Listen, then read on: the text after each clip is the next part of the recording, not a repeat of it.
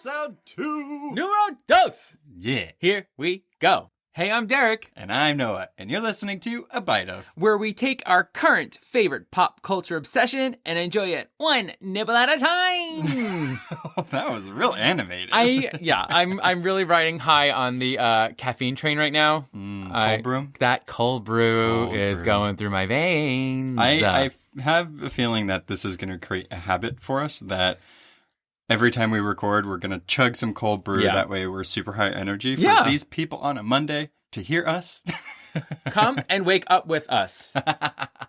I hope you're having some caffeine as well. Yeah. Right? Sure. I hope so. Like, listen to us while you are getting your cold brew. Right. Mm-hmm. But, if you don't like caffeine, just like Bella's eyes, an herbal tea is fine as well. Oh, God. I don't ever want anything of me described as, it's like a murky herbal tea. When I look at your face, it's like, is that a peppermint or an oolong? Oh, English breakfast. Oh, okay. For the morning, though. That's good. So, welcome to the second episode of A Bite Of. And today we're taking a bite of Midnight Sun, chapters 6 through 10. Yeah. Heavy chapters. Heavy chapters. I feel like we've made some good progress. I mean, now we made some good progress. Yeah. With the E, heart, B story line. That didn't rhyme. I wanted it to rhyme, no, it didn't. But it didn't. No. So let's quickly just kind of recap chapters 1 through 5 from episode 1. So, of course, we meet the Cullen clan. Right. And the first time we meet Bella as the reader is when she comes into the cafeteria and Edward just wants to eat her up. Right. So this book picks up right when Edward sees Bella. It's that moment in the cafeteria where she's like, what are these porcelain beauties doing sitting in the corner? And he notices her too. But, from his perspective, it's a little weird. Yeah. She's just like, wow, he's mysterious and sort of handsome. And kids are like, like whispering about him. And he's like, I'm going to eat her. She's super dull. Her eyes are really big. Right. And odd. No. Odd. She has odd-shaped eyes. That's right. That was the biggest takeaway from chapters 1 through 5. Do you remember that movie Big Eyes? It's about like the painter. Those paintings. He basically described her as those paintings. Yeah, but that was a good movie. I didn't see it. Oh, it was a good movie. Oh. Well, anyway, add it to the list.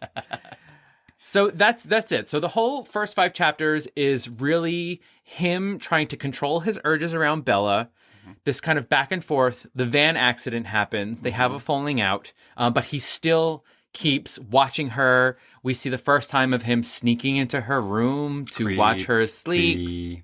Yep. Yeah. Yeah, and we find out that Carlisle sees a bunch of contusions in her x-ray. So she has some little brain issues, I think. Something's up with the brain. Yeah. So that's chapters 1 through 5. It's just setting up. It's Edward trying to figure out what the hell Bella is and why he wants to eat her face. Oh, and we also learn that Alice and her are going to be best friends. Yep. And that there's 2 choices for her future. Either Edward kills her or she becomes a vampire. Yeah. Yep. So that sums it up. Pretty much. Right? Yep. Okay, good. All right. Getting into chapter 6. First of all, spoiler alerts. Okay. Yeah. We can't get ahead of ourselves. No. Of course, we have to say spoiler alert. So hopefully you're either reading along with us or you've read before, or maybe you just want to hear what we have to say about it. So that's cool too. Right. So chapter 6 is called Blood Type. It sounds great for a vampire novel. I think so. Right on the nose. Stephanie. Steph. So Edward gets another check in the creeper column. Mm-hmm. He and Bella have their longest conversation yet in the cafeteria. Edward likes Bella, but not Mike. Bella likes lemonade, but not blood. A ride home with classical music follows. That's a perfect summary for chapter 6. I felt like the lemonade was a big deal. Yeah, it does come up again. Right? Yeah. It's like I don't think has anything, right? So he goes to sit at a table by himself. Mm-hmm. Like he's like, I'm making my move. Right. He's like, she will notice I'm not with my children of the corn siblings. Yes. And then she'll come sit with me. Exactly. But it doesn't go well because he notices that she notices that he's not with his siblings, and she's like, whatever. And then like he like tries to get her attention by like looking at her, and it works. Like, well, vampire powers. Yeah, she can feel the vampire eyes. Yep. So creepy. And so she goes over to the table and she has a lemonade. She's not eating lunch. She just has a lemonade. And so there's a lot of stuff happening with the lemonade. She opens the lemonade. She puts the cap on the table. She goes around the rim of the lemonade with her pinky. He spins the cap of the lemonade. He spins the cap of the lemonade. Once this conversation, I'm skipping ahead a little bit. Once this conversation ends, he takes the cap of the lemonade. I mean, Trophy, you need a souvenir for your like first actual real conversation with the person you want to kill. Souvenir of her death. Yeah. And this whole conversation is about why he's kind of being awful all the time. And again, this is where we get to see Bella kind of have a little bit of attitude, right? It's like, oh, the chapter starts out with her and he's just like, she just keeps falling. She just keeps slipping. Oh, she's so clumsy, you know, which is like the Bella that we know. But then she comes to the table and she's sitting there and she's like, oh, so now I'm supposed to talk to you because you decided it's okay. Right. And it's like a running theme that we kind of saw in a little bit in the first 5 chapters where he does this like, I'm going to kind of talk to you. No, I'm going to leave for a couple of days. Now I'm kind of talking to you. Now I'm not. Right. So, and back to the whole clumsy thing. Yeah. He literally was like looking at her and seeing how clumsy she was being. And there's a realization that he even says, he's like, how odd. They were right. She was clumsy. It's like, did Carlisle not show you her x-rays?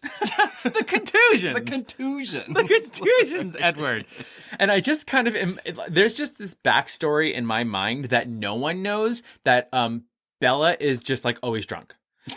She's just, because she's just constantly falling all over the place. She's just like standing next to her car and she's like, whoa, whoa, whoa, whoa. You know, she's just sitting in class and like, and just like tries to get out of her chair and does a full somersault over the desk. Yeah, but it's supposed to be endearing, okay? She's a little lamb, and she needs protection. I see. So she's just like a baby with new legs, is what you're telling me. Yes. Yeah. At 16, 17 years old. Yeah. Yeah, so she calls him on his crap. She says, or better, say that person also did a wide range of bizarre things, from saving your life under impossible circumstances one day to treating you like a pariah the next. And he never explained any of that either, even after he promised. That also would be very non-frustrating. So she's just like, she's going in. Yeah. Yeah, I mean, I would too. Go, Bella. Go. You need to, like, stand your ground. You need to be like, you're acting like a little dipshit. Yeah. So. She's just, like, sipping her little lemonade. She's not sipping tea. She's sipping lemonade. She's sour. She's sour. She's sour. She's like, how dare you? Oh, your Queens is coming out. Sip. Oh, yeah. He grew up in Queens, people. He rode the A train.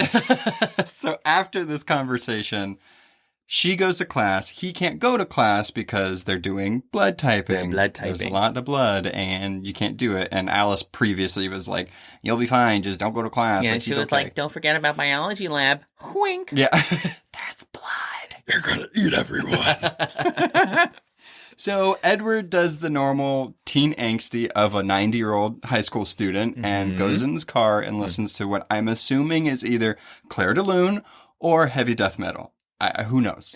Either way. He's blasting music. Yeah, and he just needed to get away from the building. And I know, like, so there's like a piece of me that's like a little upset. It's like, I know they're immortal and they really don't care about school, but you guys sure miss a lot of classes. Yeah, but they don't. Who cares? They're super smart. Like, they'll come and take the test and it's fine. But I'm pretty sure that you needed to, like, have a certain amount of days clocked in school to graduate. By, like, state standards. Like, there's no way that it's not that sunny. And also, like, I'm in class, like, what the heck? The freaking Cullens get to miss whatever they want, and here I am, pricking my finger in biology, giving random strangers my blood. It's inappropriate. So he's sitting there. He sees Mike, which I can't stand, especially even more in this one. He sees him like stumbling with her. Like he hears his thoughts. Edward hears Mike's thoughts. Let me clarify that. And he sees that something's wrong with Bella. Like she's fainted or like something's wrong. So he does his normal thing. He runs over there and he finds out, oh, she just fainted. So Mike is like, oh, I'm supposed to take her to the nurse. I'm supposed to do it. And Edward's like, yeah, okay. Typical. Try lifting her. Man. She's on the sidewalk. How are you taking her to the nurse? Yeah. Also, how did she get to the sidewalk? That is my question. That is my question. Did she fall after? So she felt faint and she thought, I won't go to the nurse. I'm just going to stumble through the hallways out into the parking lot? Yeah, I mean, it just had to be... I mean, maybe we missed a word that was like he was dragging her to the nurse. Where the hell was he dragging her? Okay, so we're giving them the benefit of the doubt that the nurse's office is in a different building of the school. A little bit, yeah. I right? mean, I would assume. Yeah, so Edward goes over there, he takes her to the nurse, and that's when he finds out, like, the irony of Bella being queasy of blood, and he's like, well, I'm a vampire, and, like, that's ironic, I guess. She doesn't know you're a vampire. And then there's this whole other thing where Mike then delivers another fellow student who's feeling faint to the office. And then that makes Edward and Bella have to leave the nurse's cot and just go into the main office. Mm-hmm. And then there's this whole other thing where, like, that office woman has, like, the hots for Edward. Oh, Miss Cope. Yeah. Mm-hmm. And there's this weird thing where she's like, oh my, he's too young. I just can't. Ooh, you know, in her mind. And he's Wait, she sounds like Justice Butterfield. Because I have the vapors. Oh, Edward Cullen is back. And then highly inappropriate. Yeah, thank you. Yeah. And then he has this whole other realization that he's like, well, her heart races because she thinks I'm beautiful. Mm-hmm. And Bella's heart races. I thought it was because she's afraid of me, but maybe she thinks I'm beautiful too. Because the creepy cougar heart races whenever she talks to him. I like how he's just realizing this, and it's like, you've been a vampire for almost 100 years. Forks, number one, cougar lady. Mrs. Cope in the office. Edward matches her to Bella. So there's also like this weird thing that keeps popping up, and it started here, I believe, or a little bit in the first couple chapters, where Edward says this, and I quote, "Was she even human? She looked human. She felt soft as a human. She smelled human. Well, better, actually. She acted human, ... sort of, but she didn't think like a human or respond like one." So is she a human? Like, I've always wondered this, like, how does she have the ability to block him out?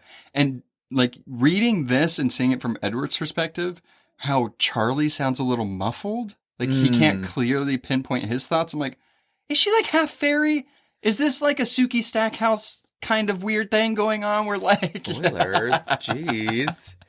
I think you bring up a good point, though, because there's a lot of things in these next coming chapters where I actually have questions about the powers and things like that. Mm-hmm. So I think it must exist on some level when you're a human, right? So it's kind of like, maybe like Jasper, he's an empath, so he's very sensitive.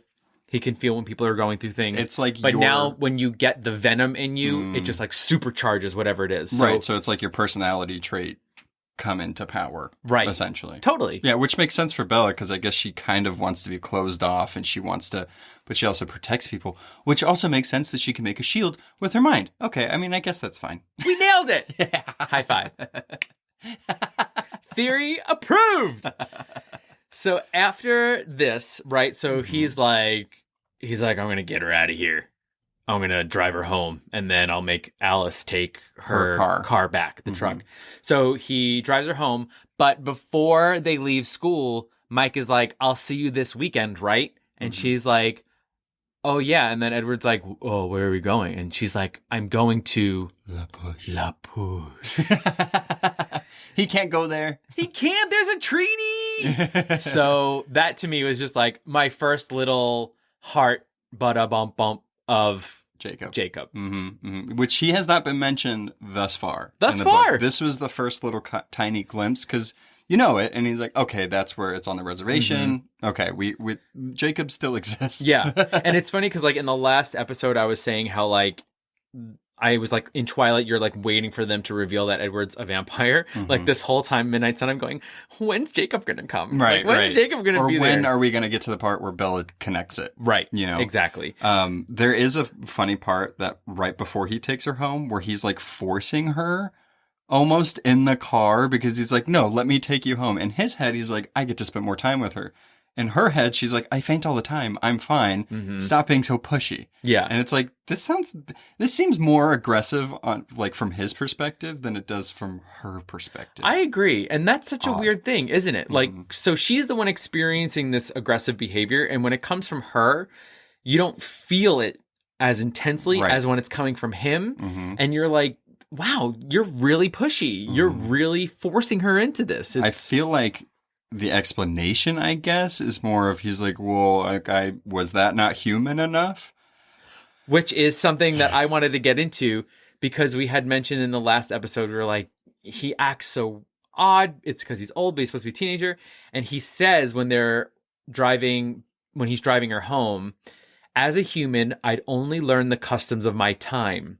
Thanks to my strange gift, I knew quite well how people thought now, what they did, how they acted. But when I tried to act casual and modern, it seemed all wrong. Probably because I wasn't normal or modern or human, and it wasn't as if I learned anything usable from my family. So he's completely aware that he doesn't know how to act like a human in 2005. That's just so weird, though. Like, I mean, I get it, but it's also like, you've grown with the times, so, like, blend in just a little bit. Just like a little bit. Like, I'm not You can read minds. Yeah, like I'm not still rocking a New Kids on the Block rat tail. I do want to dabble back into acid wash denim jackets. You can do that. Again, but not the rat tail, because I've grown with society. Right, and you're bald. Good point. Just wanted to throw that out there, that there was like an extra level of like... So even if I wanted a rat tail, I could not produce one. No. That's very sad. So to round out this chapter, he takes her home, and can I point out, like, he just like keeps adding layers to his like little creepiness. I get it because he's like a predator and he likes scents and stuff. But so after he drops her, or like he's dropping her off in front of the house, and he's like, well, you better hurry up inside before Charlie sees. And then like Alice is going to bring the whatever. She leaves her keys with him. And I quote, I curled my hand around the key I just picked from her jacket pocket and inhaled her scent deeply as I drove away. Yeah, that's not. Like, no. Isn't her scent still in the car? Like, isn't the scent driving you crazy? Like, I don't think you should be, like, you're dabbling in the thing that's making you crazy. Right. For sure. Good point. That's the whole thing. It's like, I'm going to take a bigger breath so that my mouth fills with venom and I want to eat you more. Mm-hmm. Yeah. It's like, I don't think so. Pretty much. I just want to get into one other thing that I thought was interesting. So she kind of, they get into his family, and he talks about she asks about his siblings. Right. And he says, my brother and sister, and Jasper and Rosalie, for that matter, are going to be quite upset if they have to stand in the rain waiting for me. Yeah, that was odd. So his I guess what they tell people is that Alice and Emmett are his siblings, and Jasper and Rosalie are like... Maybe because they're blonde? Yeah. So but also Carlisle's blonde. And Edward's blonde. No, Edward's like a... it's like in the movies. Like, he's not blonde. He's like kind of he's like brownish. Brownish. Is that the scientific term? I don't know. Or like thinking sort of brownish. Oh, okay. But I just thought that was interesting that it's kind of like, well, these two are the brother and sister, and then these two are their like adopted. Yeah, I like, guess he has to partners. save face, but good thing he remembered that, I guess. I wouldn't have been able to They've been practicing. At least he knows how to do that. So let's move on to chapter 7. This one is called Melody. Sweet. We join the Cullens for a lazy after-school afternoon where they take up their daily hobbies. Edward and Emmett go on a bear hunt, and Cute. Edward rounds out the weekend with an early morning stalk session at the Swan residence. Oh, so sweet. Yay. Oh my god. So there is this interesting moment. So the family is increasingly like not becoming divided, but he's starting to see more of like where they stand with him and Bella. Mm-hmm. So of course Rosalie is still, I don't like it, kill the bitch, done with it. Mm-hmm. Alice is still harping, she's gonna be my best friend, can I still talk to her, can I talk to her now, can I do this or whatever. So he sits at the piano, right? And this is where the name of this chapter comes from. He's apparently a very great piano player, and he just starts spitting out this melody. And Esme is like, oh my God, he's playing again. So apparently he hasn't played in a very long time. So it's a big deal that Edward's playing again. He says she wanted to know what it was or what it was called. And so he wasn't sure. But his inner monologue is like, there was a story to this medley.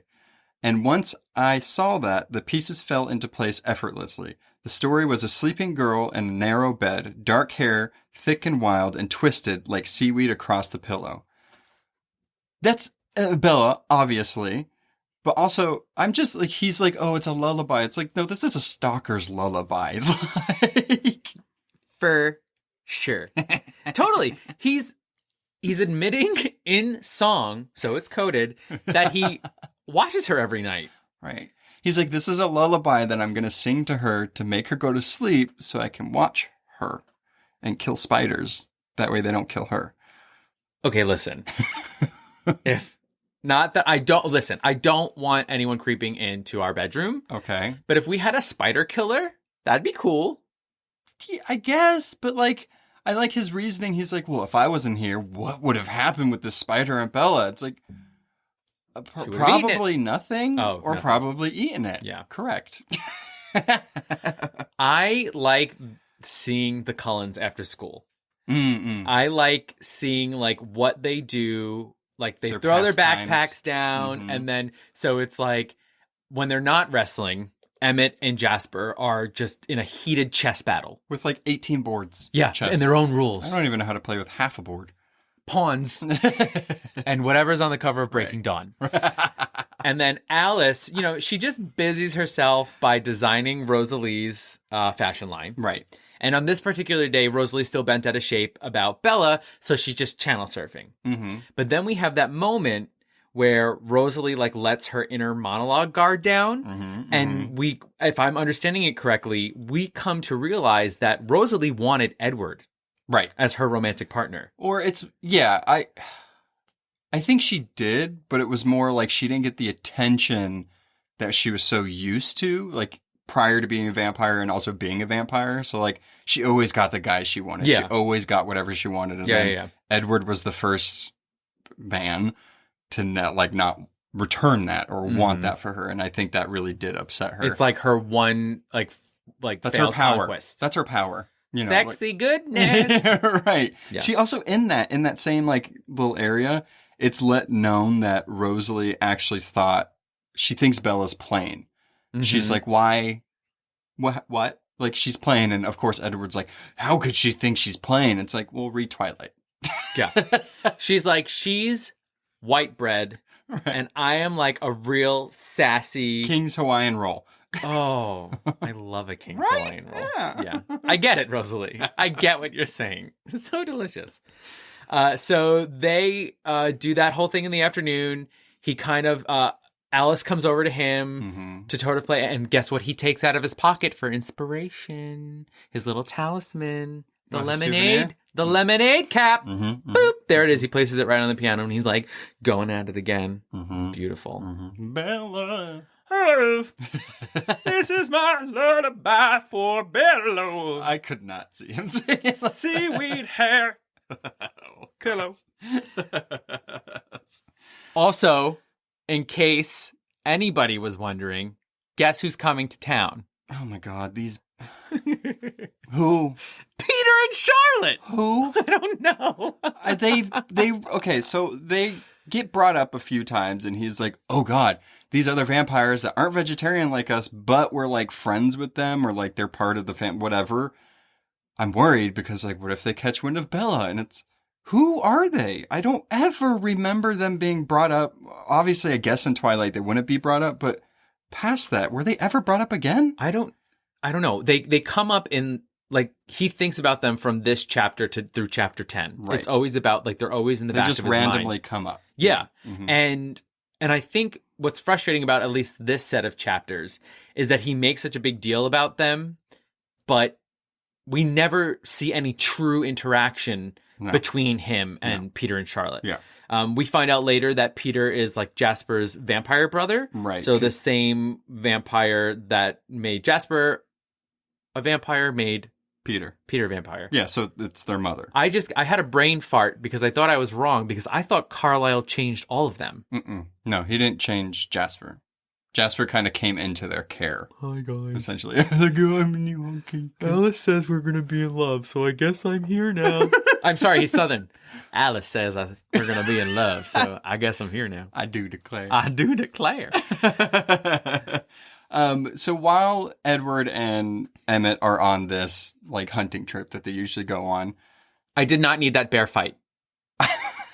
Yeah, you're pretty queasy when it comes to animals and any type of danger. Yeah.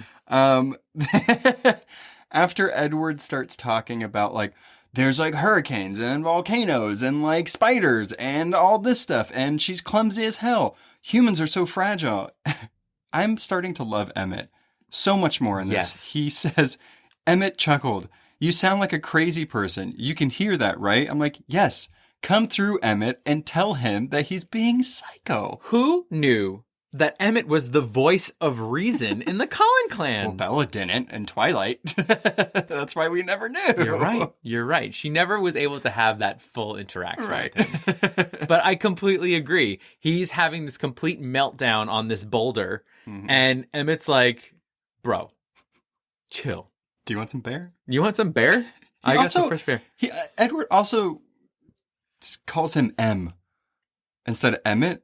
And I'm like, well, one, that's not much shorter than Emmett. It's like one syllable less. It's a very weird, it's like saying like, hey, Jas.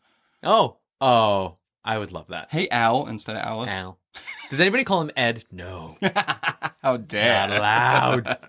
Not allowed. And then after the bear hunt weekend, he comes home early because he just can't stop thinking of Bella Swan. Where does he go? Right to her house. Right through that window. Guess what? This time he brings oil. Oil for the mechanism, as he calls it. For the window. For the window. So it doesn't make as much noise when he's sneaking in. I am a sucker for a good plan and follow through. Couldn't he just use his like venom that always builds up in his mouth? I actually pictured the oil can from the Wizard of Oz that makes that noise like... Yeah, so this is Night Stalking Part 2. This is the second time he has stalked her at night when she's sleeping. And don't worry, it won't be the last. No. So let's go on to Chapter 8. This one's called Ghost. Okay. Aww. Sunlight rains over Forks, forcing Edwards to watch Bella from the trees at school and at home. Bella denies Mike a date, so Mike turns to Jessica, and then she falls asleep reading Jane Austen. This is a very short chapter, and it was just, it's like another level of the creepy for Edward. Like, I'm thinking back to Twilight, and in these moments with Bella, she's thinking about Edward, or she's like, what's happening? What's going on? She's also thinking about her mom and her dad and all this stuff.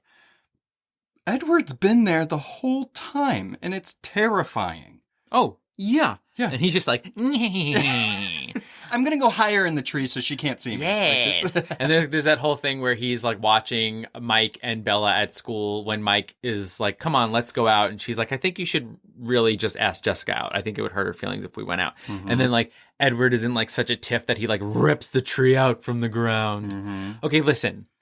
You're killing animals nonstop. Now, deforestation? Are you Captain Planet or one of the villains? I don't need this right now. Just terrible. I love, so she, at this point, Bella, I'm assuming it's the weekend. Maybe it's like a Sunday because she's not at school yet. Maybe it's after school. She goes out to like behind her house in this little like meadow, pre-meadow, before the meadow. And she's reading. And so he hides up in the tree to watch her, super scary. And he's like, oh, why is she reacting to that way? Why is she reacting to it that way? This is like sleep stalking part 3. Because you're right. Right. She falls asleep and he continues to watch her. And this is his reasoning. I felt an uncomfortable spasm of guilt. because what I was doing now was not precisely good, but it wasn't anywhere near as bad as my nightly pursuits.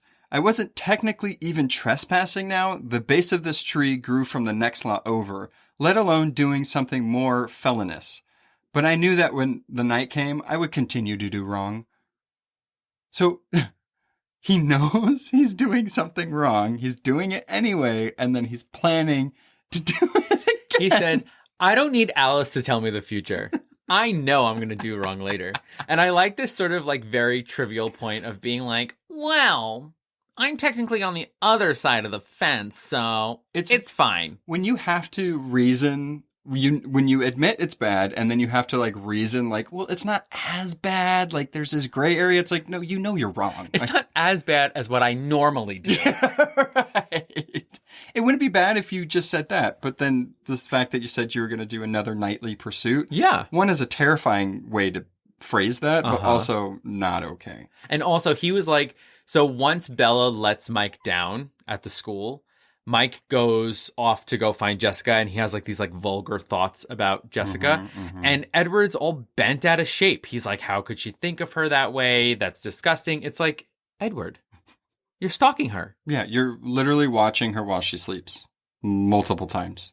Multiple. Like 3 times so far. Yeah. Yeah, and a weird thing, so did you notice that Bella, I guess I never picked it up in the first one, that she calls her dad Charlie a lot?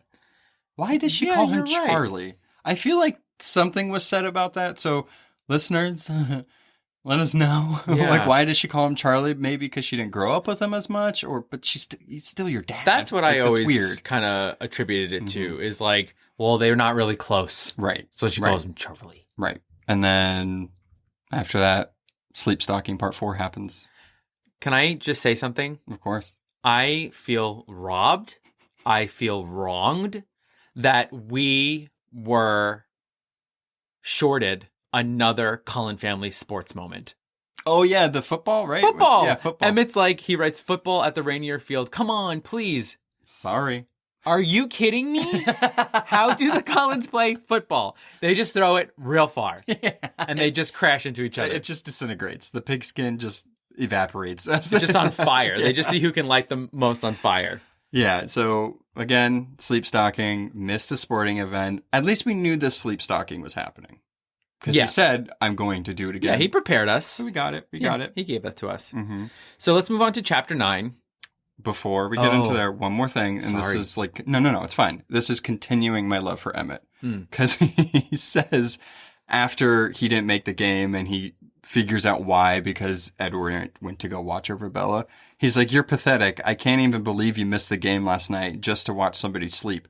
Emmett grumbled. I'm like, yes, keep calling him out. You're the only one calling him out, even though Alice knows all of his sleep stalking that he's going to be doing in the next how many years. Well, let's be honest. The only thing Alice cares about now is being best friends with Bella. Yeah. I would be more concerned about being Alice's best friend, but that's just me.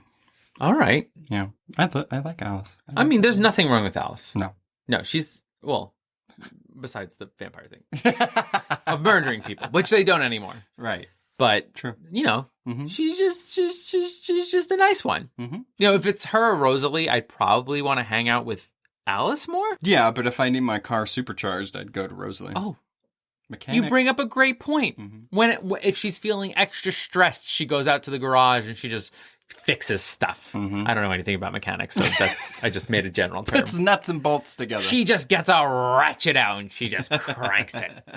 I think that's what happens. All right, chapter 9. Chapter 9, Port Angeles. Bella's trip to Port Angeles with Jessica and Angela takes a dark turn. After she is almost attacked, her and Edward have an unofficial first date. Italiano! Yeah. Yep. So as you probably remember, she goes with Angela and Jessica to go get prom dresses.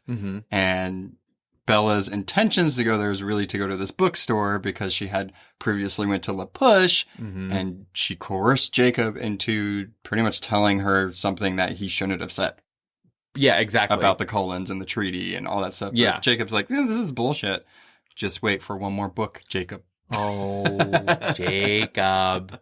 Bad news bears, man. Yeah. So he loses track of Bella. It's during the day at this point. He's hiding from the sun. He's trying to keep tabs on her, and then he realizes she's gone. Mm-hmm. He flips the fuck out. Yeah. Because I can't hear her. Where is she? What is she going to do? Blah, blah, blah. He finds out where she is, but then she's not there. Huh? No. The bookstore. The bookstore. The bookstore. It's empty. Bella! There's one thing about his powers that comes up that I was kind of questioning. So I think this might be either when he's trying to find Bella. Right. I mean, no matter what. It says that he stared through Jessica's eyes first, then switched to Angela's. Yeah. So that's like a step up just from hearing people's thoughts. He could look through people's eyes. I think it's more insinuating, like, whenever you think of a memory, you know how you felt. You know what the scents were. You could, like, picture it in your mind. So I think it's like, I don't know if there's a delay or not. You know what I mean? Because it's, how are you seeing?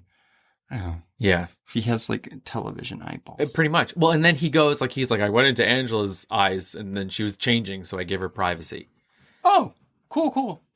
Glad you, like, know about privacy. With Angela. Yeah. With Angela, you do. So at this point, he finds out that there's these disgusting men that are corralling Bella. Yeah.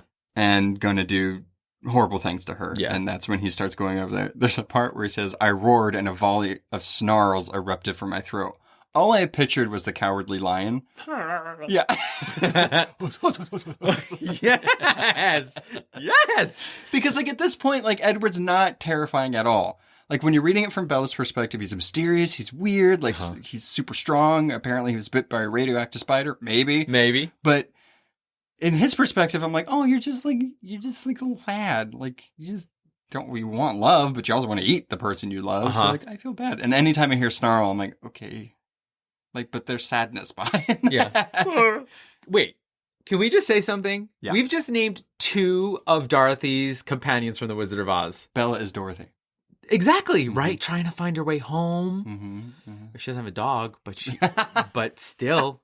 Jacob's our dog! Oh, Toto! And Charlie is really the uncle, and that's why she doesn't call him Dad. Oh my god. Oh my god. Oh my god. And Edward's just all 3 of them. Yeah. All right. End the podcast. Yeah. We're done. We figured it out. We figured out the secret. So they meet up back with Angela and Jessica prior to going into chapter 10. So this is one of the rare moments where, like, this part of the story, like, bleeds into the next chapter. Yeah. So they meet up with them, and he's like, Bella really needs to eat something. She's going to go into shock. Leads us to chapter 10. Can I just point out something? Of course. How you effing nailed it? What? As far as the pomegranate? What? In the last episode, you're like, oh, I'm feeling like a whole Persephone thing. And he says, suddenly, as she ate, a strange comparison entered my head. For just a second, I saw Persephone, pomegranate in hand, dooming herself to the underworld. Yes! And then he says, I'm Hades. Oh my God, I did not know that. Oh, shit. I was like, looking for you to tell you, but I realized that we were doing this podcast, and I just tell you later that you nailed it. God. You nailed it. Hell yeah. Hell yeah. Oh, and then he talks about her eyes, and he calls them liquid brown. Yeah, he's really bad at descriptions. That's poop. Yeah. It's poop. All right, chapter 10. Chapter 10. On the long ride home. Wait, what's it called? Theory. Okay, just hey. You're right.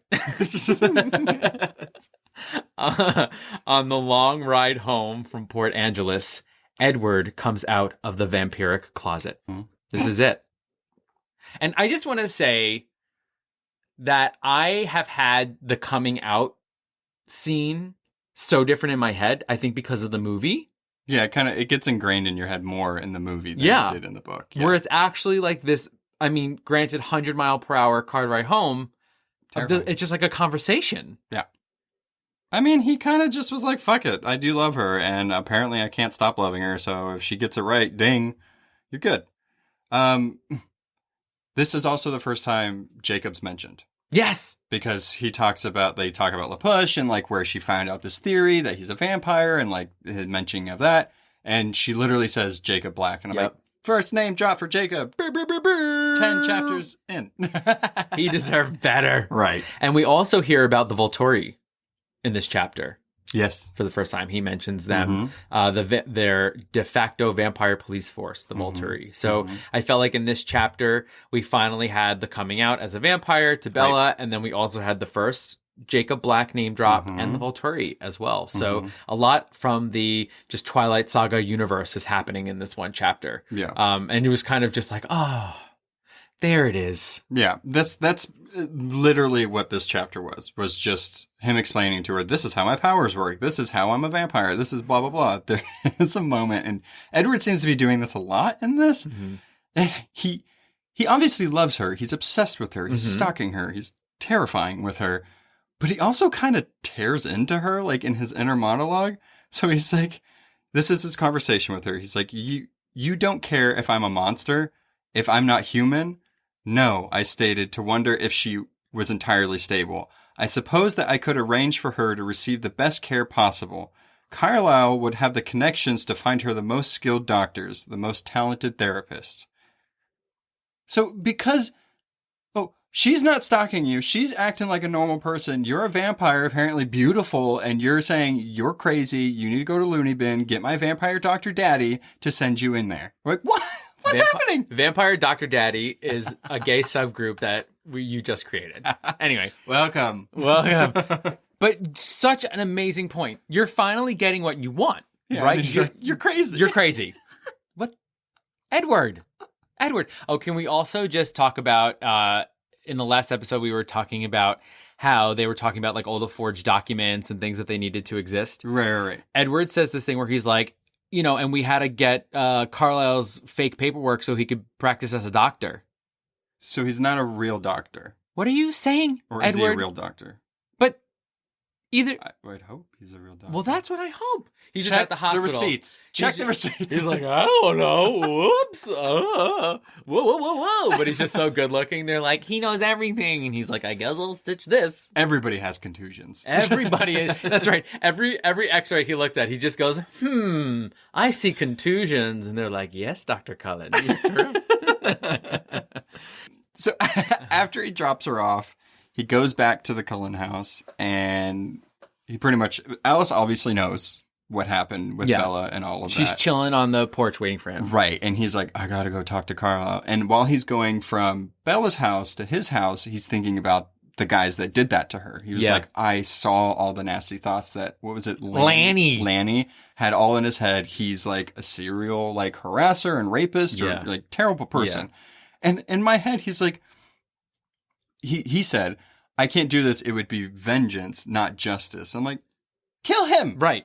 Right. You want to kill a classroom full of innocent kids, but you can't kill a serial rapist? If there's ever a reason to kill someone, it's for that reason. You don't even think about that. Yeah. You just fucking murder them. Right. And so all of them. And you could do it in a second. Be like, Bella, wait in the car, BRB, GTG, kill these bros. If he can run across a parking lot with a whole student body not noticing him... He can run and murder like 3 people and then go back in. At night. Yeah. Right? Yeah. So he pretty much goes to Carlisle about this, but also Carlisle's having this thing of like, I'm real proud of you, son. Yes. Like, you're in love. Yes. You're not eating her. Like, you have what Esme and I have. Don't worry. We'll handle this. What does he do? So at the end of this chapter, they go back to Port Angeles. And Carlisle's like, I got it from here. We found where the guy is. He's like, go back to Bella. Everybody is encouraging him to sleep stalk her. Yeah. Why? Yeah. I mean, is it a lovely fatherly moment? He's like, you know what, son? I got this. So like, I just want to paint this whole weird end part of this. Bob Ross this now. He goes there. They have a kind of sweet exchange. And when they're leaving, because Carlisle knows what to do, because he didn't let it be known, Edward's like, I know what he's going to do. While they're leaving, they grab the black bag, which apparently is their, I guess, hush-hush bag. Ooh. And then they go there. He's like, I got it from here. Go run away. What do you do? What's in the bag? He is Dr. Death. Is it like a torture bag? Well, I think if I'm not mistaken, they said something about knocking them out. Edward said it would be better. His version was like skull fractures. Carlisle's is more, I guess, like chloroform or something. Oh, because I guess they can't just like rip them apart with their teeth. I mean, they can. They just right. I just mean like you can't just have a mangled body laying somewhere because then everybody will know there might be vampires or these animals that are ripping people apart. So they're like, we'll just snuff them out real good. Yeah, I wonder. This chapter ends with one more. It's part 5 of sleep stalking, by the way. So he's again back at her house. He's just doing it's this nightly thing. It's his nightly brisk walk up into her room. Yeah. Sitting in his rocking chair, which he says, I went back into my rocking chair to watch her. It's like Norman Bates-ish. Yeah, so now we don't know what Carlisle's doing to this. Ripping their penises off. I hope so. Me too. Yeah, I really hope so. And then Edward is just continuing to watch her sleep. Yeah, and he kind of does this thing where he like is sort of justifying it in his mind because as she's walking to the house, she like slips again, and he's like, she needs a protector, and that's what I'm here to do. She has survived 17 or 16, I don't know how old she is at this point, years without you. Yeah. She's fine. And he actually makes the point by, I guess, listening to her dreams that or talking to her that she's actually the adult in her mother-daughter relationship. Right. So she's taken care of people before. She's survived before. She has the brain of an adult giraffe, but the body of a baby giraffe. She's fine. I love giraffes. I only mean in like the... No, exactly. No, you're totally right. You're totally right. Like she's knock-kneed, nobbling around like a crazy person, but she's mature and she knows what she's doing. She knows how to handle herself. Right. We even see that like when those guys were coming to attack her, she was like, well, I was going to break his nose and push the bone up into his brain. Right. Like, which I don't think she could do, but cool forethought. You do it with the heel of your hand. No, but I don't think she could do that because apparently she's translucent and has like T eyes. I don't know. Her eyes. Whoa. Yeah. She just hypnotizes them with her T eyes. So that's where we're at in chapter 10. She finally knows. Yes. So let's see what happens. She's oddly really cool with it. I don't remember her inner monologue from Twilight. But we'll find out. But she has done her research. She made some very educated She went to go get the book. Yeah. Or but was she returning it? Or I don't know. No, she got the book. But when did she do that? But she did prior research, didn't she? She told the serial rapist to hold on for 1 second. Yeah. Let me read this chapter. Yeah. Okay, I got to bring this back. It was expensive. I want to return it. I just want to read one thing. But I guess she's basing it off of everything that Jacob said. Right? So good. We finally have that. We have a mention of Jacob. We have an all-out knowing that he's a vampire. Right. And they've both kind of told each other that they like each other. Right. Love. Yeah. They were like, she's like, I can't not be without you too. Okay. She's awake the whole time when she's sleeping and he's watching. They're stalking each other without even knowing it. It's like that thing of like when like you don't want to go somewhere as a kid and like you just kind of have your eyes half closed and you're like, maybe they won't make me go. I'm thinking of church. I was like, I'm sleeping. I can't go to church, Mom and Dad. No, thank you. Oh, guess what time it is? Oh, is it that time? It is that time. It is Edward's time. Harpsichord. I love it. This is where we pull SAT prep words that Edward uses oddly, or it just stands out. Sometimes an easier word can be used, right? But he decides, I'm going for the gusto. I'm getting full points on the essay portion of the test. Right. All right? So give me the first one. Our first one is sardonically. A form of the word sardonic. Adjective. Disdainfully or skeptically humorous. Derisively mocking. Oh, wait, I need a definition for derisive. I don't know what you just said. It is when you mock someone in a derisive form. I can't do Edwards of Edward definitions. All right, sorry. No inception. Keep going. It's too meta. Number 2. Consternation. Okay, I don't remember reading these words. I feel like my brain just kind of wiped it out. It's like, you don't know this word. Keep going. It's a beautiful thing called context clues. And you get the meaning of the sentence, and that's all you have to just move on. So consternation is a noun. amazement or dismay that hinders or throws into confusion. So it's an amazingly confusing disarray of something happening. Yeah, it's like you're amazed by how confusing something got. Okay. Cool. Reverie. Oh, cute. This is a noun. It's a daydream, the condition of being lost in thought. Often. Often. He's often lost in thought about Isabella Swan. In a constant state of reverie. The next one, you actually said it before. You pulled the quote for this. Felonious. Did I say? Oh, yeah. I did. Yeah. Adjective. Very evil. Villainous. Cool. What I like with some of these, though, is that with some of these words that we pull, it literally says archaic. It's like, this is an archaic term. Like, nobody says this anymore. Just like 100-year-old, 17-year-old. Just Edward Cullen. And our last Edward is progeny. It's a noun. It's offspring of animals or plants, or outcome or product, or a body of followers, disciples, or successors. Do we have that yet? No. Okay. But we're looking forward to our progeny. I can't even. No. We can't even call them that because I can hardly say it. I'm not going to try to say it. I'm not. Every time I say it, even though it's written here and I looked up the definition of it, I'm not sure it's a real word.